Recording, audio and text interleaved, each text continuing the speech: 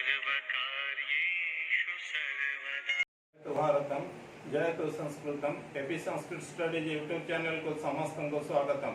श्रद्धेय छात्र छात्री माने युक्त 2 एमएल संस्कृत द्वितीय वर्षर पद्यभागस्थ दशावतार स्तुति 2 नंबर श्लोकर आलोचना आज आम मैंने करवा। जो दशावतार स्तुति उत्कलीय कवि जयदेव रचित गीत गोविंद आनीत।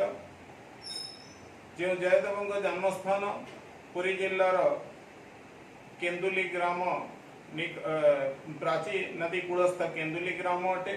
ताहा आमर ज्ञातव्य विषय वस्तु अटे। आम वर्तमान 2 नंबर श्लोकर आलोचना करवा जहाँ तुम उल्लिखित अच्छी।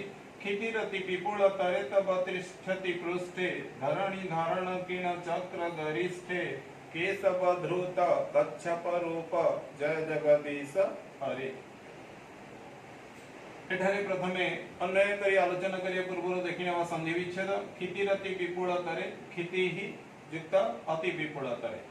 तापरे हमें अन्वय करिवा जो बळी पूर्व श्लोक रे अन्वय कला बेले मु कहि रखितिले जे केशव जय केशव जगदीश हरे ए तीनोटी प्रतिटी श्लोक रे हमें पाइबा। तीनोटी जाक संबोधन प्रथम ता छड़ा अवतारगत संबंधन पद एठारे धृत कच्छप रूप ता मध्य संबोधन प्रथम। ताले आमे अन्वय कला बेले प्रथम गोटे पद को पूर्व श्लोक पर नहीं जिबा। हे केशव तब अति विपुलतरे पृष्ठे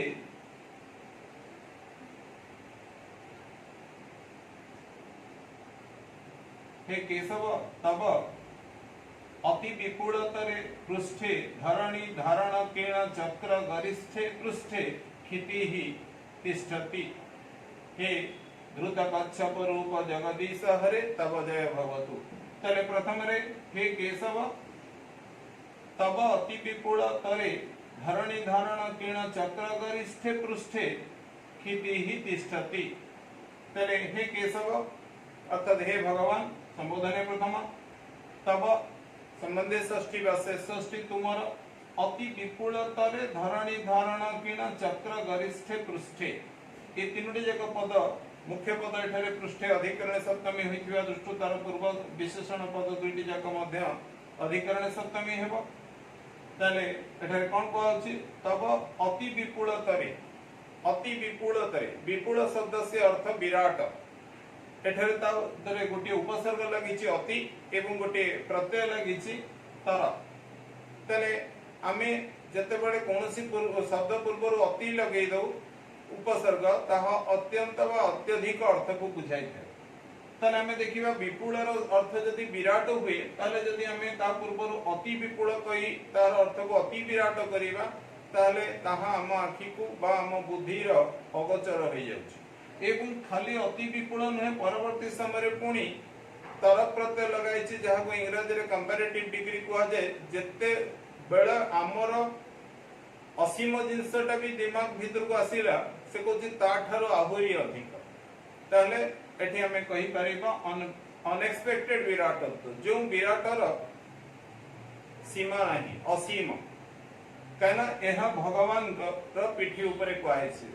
जो भगवान ओमनी प्रेजेंट अटंती अर्थात सर्व विद्यमान अटंती तांकर शरीर बा तांकर काया रो आकार नहीं तेनु करी से निराकार निराधार निर्विकार होइतिबा दृष्टिरो तांकर पीठीर आकार बा किभଳି कवि जयदेवଙ୍କ द्वारा निर्धारण करा जाई परिथंत बा आममानଙ୍କ द्वारा बा किभଳି निर्धारण करिबा संभव अटे।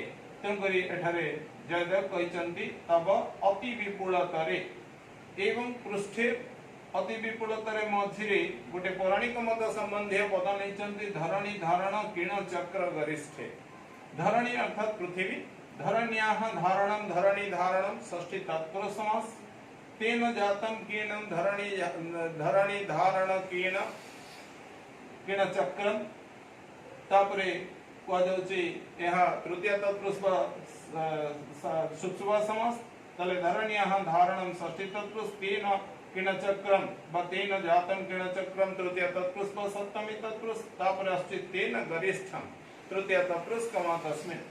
तले पृथ्वीर धारण करिवा ता द्वारा जेमु किण बा व्रण बा क्षत सृष्टि होइतिला ताहा चक्राकार होइतिला एवं ताहा एते गरिष्ठ बा गाढ़ होइतिला। भिन्न भिन्न शब्द आमे माने जानि गले। वर्तमान आमे जीवा से पौराणिक मत को केते बेले भगवान पृथ्वी को धारण करिवार आवश्यकता पड़ितिला एवं सेति पई तांको कच्छप रूप धारण करिया को पड़ितिला। कच्छपस्य रूपम कच्छप रूपम षष्ठी तत्पुरुष समास भृतम कच्छप रूपम जेन सह कमा संबोधने बहुव्रीहि समास।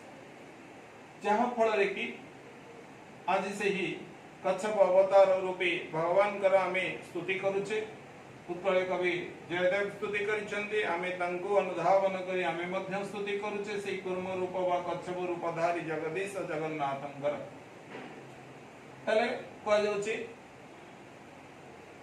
पूरा अस्थिरम पृथिवीं स्थिरं कर्तुम अस्थिरम बा जदा पृथ्वी स्थिरा न बभूव तदा पृथ्वीं स्थिरं कर्तुम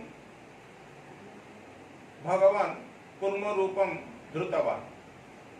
एही पौराणिक आम पछरे कौन पौराणिक मत अछि ना थरे हमर ऐरावत पृष्ठारूढ़ देवराज इंद्र गति करुथिले। तांकर सम्मुख भागरु महामुनि महर्षि दुर्वासा आगमन करुथिले। जेतेबेले इंद्र तांको दर्शन कले इंद्र तांको प्रणाम कले सेतेबेले दुर्वासा मुनि तांको उपरे प्रसन्न होई तांको तांकर स्वकंठस्थ पुष्पमाला अर्पण कले।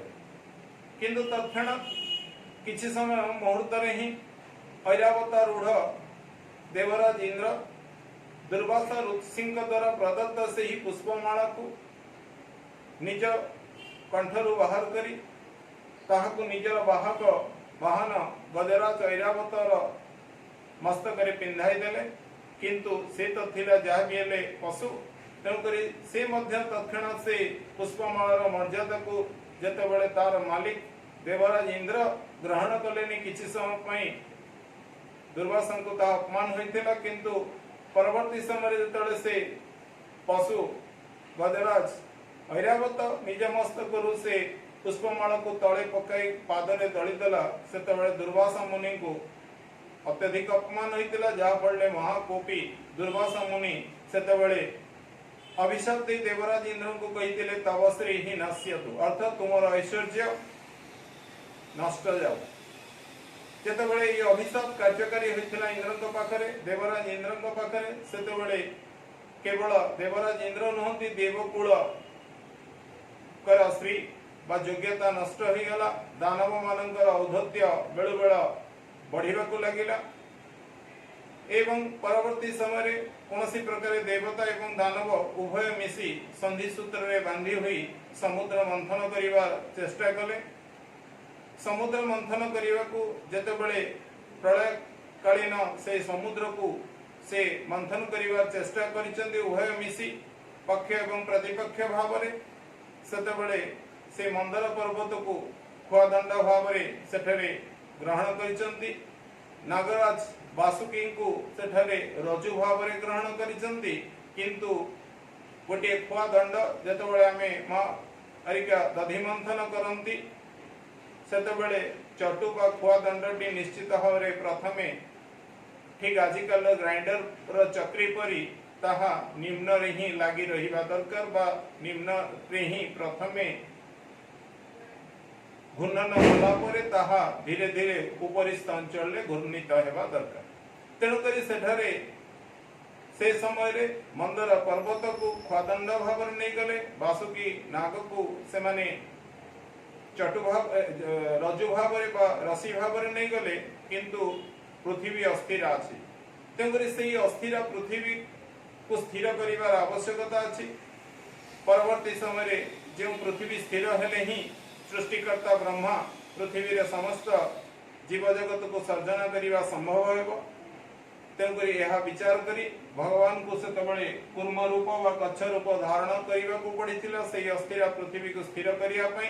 तेणुकरी एडे विराट पृथ्वी को जहाँ जो पृथ्वी को आमे आजिर भूगोल माध्यम रे पढ़ेला बेले आमे अनुमान लगेबा हम पई बहु कष्ट होची जदि आमे जानिचे पृथ्वी गोटे ग्रह से पृथ्वी एते छोटिया नुहे एते बड़ विराट पृथ्वी को धारण करने को हेले भगवान को से दिन एक विपुल आकार रूपी कूर्म रूप धारण करने को पड़ीथिला एवं सेथि पई जेतेबेले पृथ्वीर निम्न रे ही से समुद्र जल रे कूर्म रूप रे विराजमान करिथिले बा विद्यमान होइथिले पृथ्वी गोलाकार थिबा दृष्टि ताहा तांकर पृथ्वी पीठी रे बा पृष्ठ रे गोलाकार चक्र स्वरूप रे चिन्ह सृष्टि करिथिला किछि परिमाण रे निश्चित ताहा दाग बा क्षत सृष्टि करिथिला एवं ताहा एते गरिष्ठ से दिन थिला पृथ्वी रो धारण करिया तांको पय एते कष्टकर थिला जा फल रे ही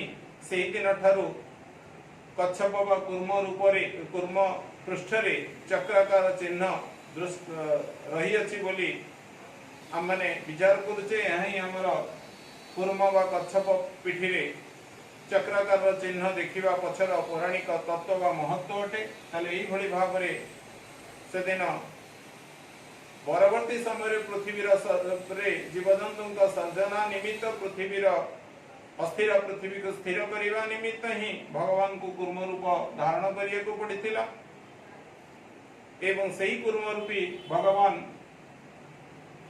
जगदीश हरिंकर जय हेउ अर्थात एठारे शेषरे कह जायछि ऋत कच्छप रूप जगदीश हरे तब जय भवति तले ए श्लोकर आलोचना को हमें एठारे संग करिवा ए आलोचना तुमମାନଙ୍କ ପାଇଁ